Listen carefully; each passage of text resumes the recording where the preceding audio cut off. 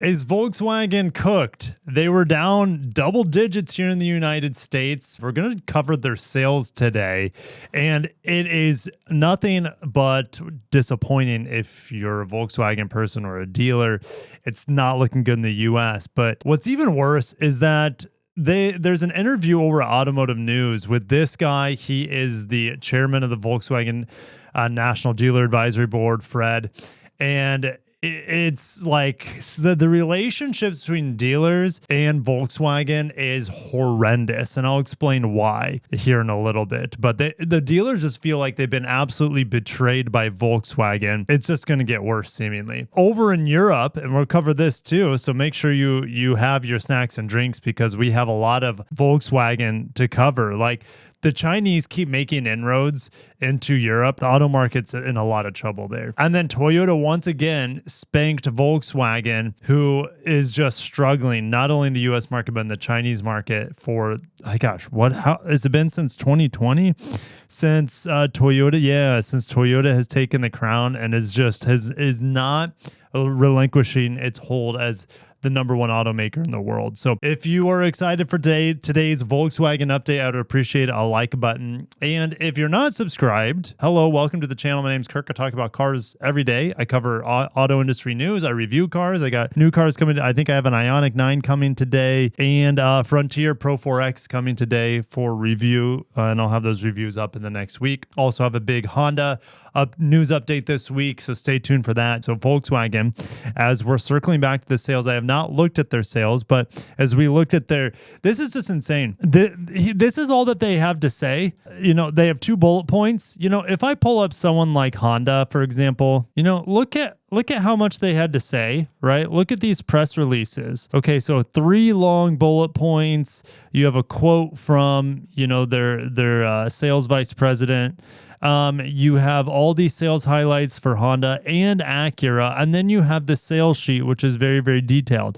You head to Volkswagen, and it says, it's so German. It's just the absolute minimum details, okay? And they're like saving face here. Volkswagen Q4 sales decreased, let's just say 20% year over year compared to Q4 2024. That is horrendous. You're saying, Kirk, most of the auto industry is in trouble. Well, I think so in 2026. But look, Volkswagen, we go look to Q4 change. I mean, if you include Audi's down 36%. And so that even drives Volkswagen's 20% down to 26% down. This is an absolute falling out of the brand here, okay, in Q4. Now, it's only, Volkswagen was only down 13% on the year, but this sort of trend, this huge drop is not where they want to be. Now, if we look, the overall market in the quarter 4 was down 3%. Volkswagen underperforming everyone here, besides VinFast, but VinFast is closing everywhere. You can't even get a hold of them on the phone. It's a complete mess. Tesla's down, Maserati, Fiat. These are all brands that are just junk, alpha junk. All right. Was it a Fiat 500L was following me today? Its headlight was out. And I'm like, it's not good. Not a good look. Infiniti not doing great on the quarter, but a Mazda, Mitsubishi, like there's some lowlights for sure, but there's also a few highlights, okay, when you have Toyota and Ford doing quite well in the quarter, for example. But Q4 was rough. Let's get back to Volkswagen here. And the whole year was rough, though, for Volkswagen. So let's get into their models. And it's hard for me to really recommend any of their models against most of their individual competitors in this segment. The Atlas is a good buy.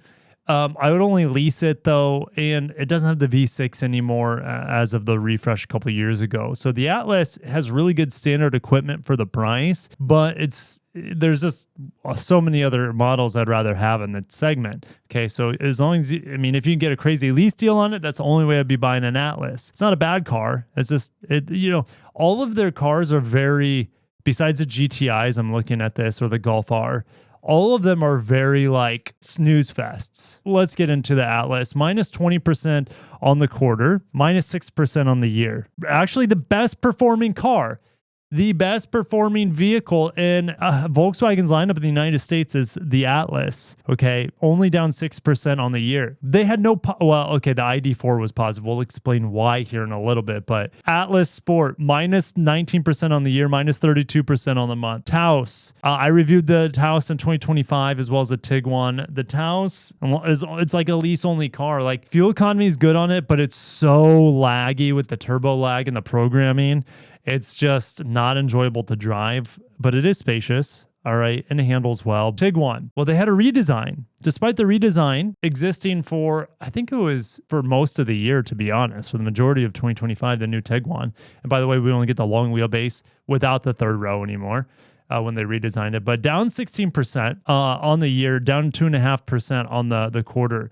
ID4, this vehicle is laughable. Now, well, both EVs that are available in the United States are laughable for Volkswagen. And the reason is, let's come back to the ID4. The ID Buzz has been discontinued for the 2026 model year because they have so much 2025 inventory that they can't sell off. And then the ID Buzz will come back as a 27 model year. I've never heard of anything like that before, but it is like a core model. It's a heartbeat models for them. So they're not going to get rid of the ID Buzz in the United States. It's just, there won't be a 26 model year for it. And the ID4, let's circle back to this vehicle. I haven't reviewed one in a few years, probably 3 or 4 years. But at the time of me reviewing it, it was the worst EV I've driven. Okay, the controls are terrible. I'm sure they still are terrible because Volkswagen has awful controls, all slidey bars, no volume knobs, no physical climate control. It's a hot mess express. I think some of their models have gotten away from touch capacitive buttons on the steering wheel to real buttons, but still, it's still not a good user experience. The ID4 not only had a bad user interface, okay, like most Volkswagens, it didn't drive very nicely. Like, the brakes were really bad on it. The predictive braking was terrible. It didn't, like, they really smoothed out the acceleration, so it didn't really feel like an electric car in that regard. I remember handling quite well, but you still needed stickier tires because it is a heavy EV. Why was it up on the year and down on the month so drastically? Well, again, the EV tax credit, the ID4 was selling like hotcakes with the tax credit this year. Tax credit gets pulled out from under them like a rug, just pulled out, and the ID4 is completely failed. Down 62% on the quarter, only sold 248 units. That is crazy. So let's move on to their sedans. Jetta's a good car. If you get, I think you can still get it in a manual. Really good fuel economy, but down 25% on the year, down 43% on the month. You got to keep in mind, Volkswagen is also battling tariffs. Things like the Jetta, for example, are built in, and the Taos are built in Mexico, and those might be tariffed a lot more than cars coming in from Europe, for example. The Atlas, the ID4, I think are built in Tennessee. Where is the Tiguan built? It's in Mexico as well. That's not good because that's like their volume seller. And so, that's going to be hit with tariffs pretty massively. Okay. So there are 3 top selling cars other than the Atlas, because again, the Atlas is made in the Chattanooga, Tennessee plant. You have 3 big volume sellers, and they're all coming from Mexico, and Mexico is really heavily affected with tariffs right now. Okay, ID Buzz comes from Germany. A GTI comes from Germany, Golf R Germany, RT on rest in peace. This is just a bloodbath here.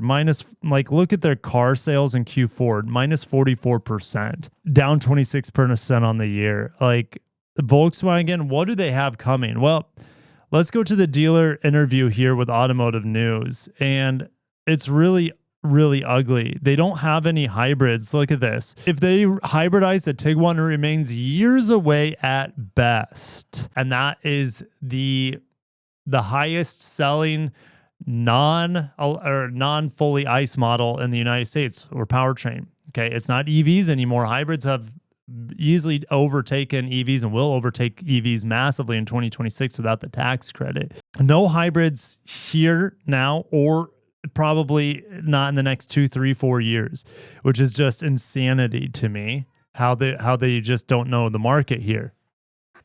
I had to say goodbye to Abe. He's headed to the workout place with his mama. Say happy birthday to Abe. It is his 2nd birthday today. Happy birthday, Abraham. Raise a glass.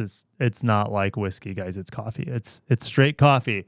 Yeah, no hybrids. And it's just, they're so out of touch with the buyer in the United States. You got to keep in mind, Volkswagen's it's like beamed in on China and beamed in on Europe. Okay. And the United States is so far down their priority list, seemingly. And the relationship between dealer and Volkswagen has been disintegrating because Volkswagen created Scout Motors essentially behind the backs of Volkswagen dealers. And it is a direct consumer business model, which doesn't allow dealers to get a slice of the pie. So Scout has a direct to sales or direct to consumer sales model like Tesla, Rivian, or Lucid, for example. Scout just won the dealer license in Colorado to sell, which could set the precedent in other states for Volkswagen to work around the dealers to sell directly to the consumer. Now, as a consumer, this is really good for the most part. You still would have to service and have service centers, things like that. Okay, but look how successful Tesla has been with direct to consumer. Okay. There's no middleman and it allows them to be more price competitive in theory. And when you don't have a middleman. Now, there are drawbacks to direct to consumer, but overall it isn't positive, I would say, for the buyer. Again, just not that many service centers, and that can be an issue. So here's the thing. Scout plans to sell directly to consumers, and the dealers feel very betrayed because Volkswagen took their Scott Coe, I'm assuming that's a Volkswagen North American president or whatever, took him down to Chattanooga, and he said, hey, invest into EVs. And they came back, spend $500 or $50 to $100 to $200,000 on EV infrastructure at the dealerships. Now they're like, okay, well, we have these other EVs, this other EV brand that's in secret that we didn't tell you about, and we're going to totally leave you out of the equation here. The chairman of the advisory board, this is the toughest thing, to have a hard year, then on top of that, be battling a brand that's trying to take another brand direct to consumer, as well as just not supporting Volkswagen America and their dealers throughout the year like they could have. And he goes on to say they seem to be willing to fight all those lawsuits and to go direct to consumer at whatever costs. And they don't want to back down, and they don't expect them to change course. The biggest takeaways from the National Dealer Advisory Council with Volkswagen, the dealers, was them just talking about increasing the sales of the Tiguan, Atlas, and Jetta. Okay, well, like I mentioned, Tiguan and Jetta are heavily hit by tariffs. Atlas, not so much, but no hybrid powertrains on any of those, and that's going to be a tough sell, a growing part of the market. With the Tiguan redesign, are you seeing a lot of Tiguan customers trade in or bringing in new people? And he says we haven't seen it for our stores completely. They're trying to conquest Honda owners directly with a $2,000 program. That's really bizarre. They want to sell 60% more Tiguans next year than what they did this year. Again, if we go back to the sales figures, they sold 78,000, so maybe about 120,000, something like that. It's so crazy. Like, how is the Honda program gone? Apparently, Volkswagen saw this opportunity, took their shot, and it has not gone well. Like, what are they thinking targeting one buyer, like one brand buyer? You know? That's really bizarre. What is Volkswagen dealers hoping for the next generation Atlas? We'll have a new Atlas actually in November, so that's exciting, but is this going to be the EA888 engine, which is a fine engine, but no hybrid option, again, is not going to help them very much. Where does the ID Buzz go from here? Well, it just sticks around as a halo vehicle, and the volume has not been what they were expecting. Where do you see the ID4 going from here? It doesn't look like there's a clear plan. Obviously, wouldn't surprise me if they just kill it for the American market if they're losing money on it. Look, so many other EVs have been canceled. Nissan killed the Aria, Acura killed the ZDX, etc. A lot of EVs have been discontinued because of the lack of the tax credit and the lack of real customer demand on a high scale now that you have so many competitors in a small EV market. And shrinking EV market too. This chairman thinks EREVs is going to be what the future is, but EREVs, unless there's a huge jump in battery technology or something, even then that benefits standard hybrids. I don't think EREVs are going to really take off in the United States. They're just really expensive. there could be a niche market for them. Absolutely. They don't have any hybrids, plug-in hybrids. They want normal hybrids, but they're not going to have them for several years. And it's just, I could keep going. Like this interview is just brutal. And then it's not exclusive to Volkswagen, but I kind of want to move on to what this is. This article is talking about how, China and the European Union have agreed on steps resolving the dispute over imports of Chinese-made electric vehicles. Here's the irony. They can't be too hard on Chinese cars because all of the materials, I wouldn't say all, but the vast majority of materials needed for all the EVs that are mandated in Europe come from China. So say, hey, don't bring any more Chinese cars in, or don't price them too low. But then China's like, okay, well then we'll keep lithium from you, we'll keep graphite from you, we'll keep all these rare earths, etc. Okay, so they have very little leverage, Europe, to keep Chinese cars out of their market, and they think that Chinese cars at the very end by 2030, Chinese automakers are doubling their European market share to 10%. All right, it could be more than that. Germany still produces about 20% of the cars. EU manufacturers represent 74% of total EU sales in the first half of 2025. And currently, Chinese manufactured cars rose to 6% of sales in the EU in the first half of 2025.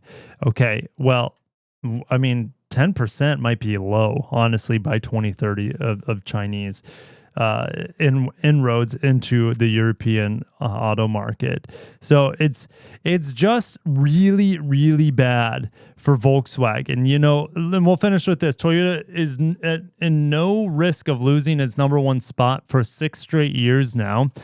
Again, 8% down is Volkswagen in the Chinese market, their largest market, and 10% down plus, actually, no, they're more than 10% down in North America. Remember, they're down 13% year over year. Now, Audi, if we go back to this right here, Volkswagen still says down 13%. Audi's down 16%. This is total year over year.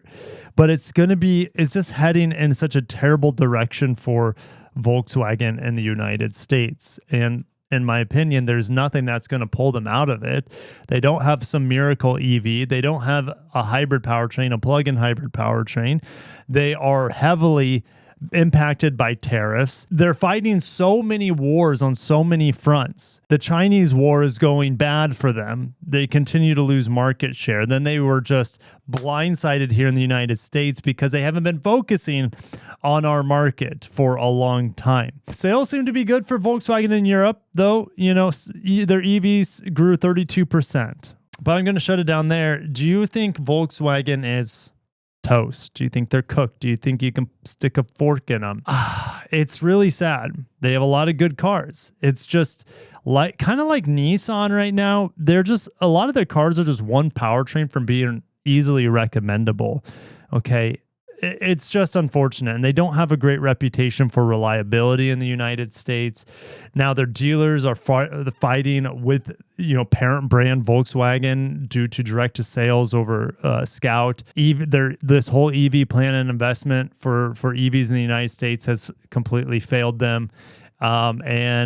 Yep, I'll see you in the comments. Tariffs aren't helping their situation either, but everyone has to navigate tariffs. And I can't wait to see what you have to say, because I have a lot of viewers from other parts of the world where Volkswagen may be doing a little bit better in your neck of the woods. So I'd like to hear what's going on in Europe or, Asia, things like that. So I'd love to see you guys sound off in the comments. What are your thoughts about Volkswagen here in the United States? Do you have better news than I've been forecasting and reading to you? There could be some silver linings out there that I just don't see. Thank you guys. Stay tuned for more, and I'll catch you in the next one. Peace.